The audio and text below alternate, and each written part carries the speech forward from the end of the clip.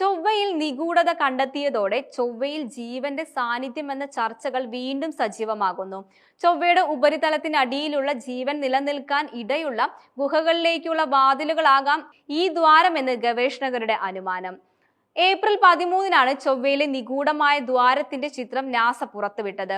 ഇത്തരത്തിൽ നിരവധി ദ്വാരങ്ങൾ ചൊവ്വയിൽ ഉണ്ടെന്നും ഗവേഷകർ വ്യക്തമാക്കുന്നുണ്ട്.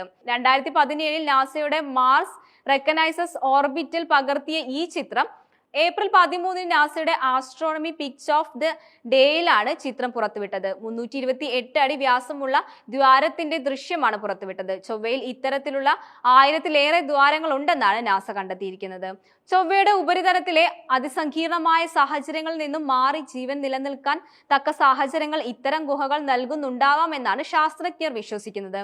ഉപരിതല കാലാവസ്ഥ പ്രതികൂലമായതിനാൽ അവിടെ ജീവൻ നിലനിൽക്കാനുള്ള സാധ്യത വിരളമാണ്. ഇക്കാരണത്താലാണ് ഉപരിതലത്തിനടിയിൽ അതിനുള്ള സാധ്യത പരിശോധിക്കുന്നത്. ചൊവ്വയിലെ ഇത്തരം ദ്വാരങ്ങൾ ഉപരിതലത്തിന് താഴെയുള്ള ഗുഹകളിലേക്കുള്ള പാതയാണെന്നാണ് കരുതുന്നത്. ഉൽക്കാപതനങ്ങളിലൂടെയും ലാവാ പ്രവാഹത്തിന്റെ ഭാഗമായും സൃഷ്ടിക്കപ്പെട്ടതാവാം ഇവയെന്നും കരുതുന്നു. ഇത്തരം ഗുഹകൾക്കുള്ളിൽ പുറത്തുള്ള കാലാവസ്ഥയിൽ നിന്നുള്ള സംരക്ഷണം മാത്രമല്ല, ജലവും ഐസും ജൈവ സംയുക്തങ്ങളും ജീവന് ആവശ്യമായ ഘടകങ്ങളും വർഷങ്ങളോളം സംരക്ഷിക്കപ്പെടാനാകുമെന്നാണ് ശാസ്ത്രലോകം വിശ്വസിക്കുന്നത്. ഭാവി ചൊവ്വ ദൗത്യങ്ങളിൽ ഈ ഗുഹകൾ പഠന വിധേയമാക്കും.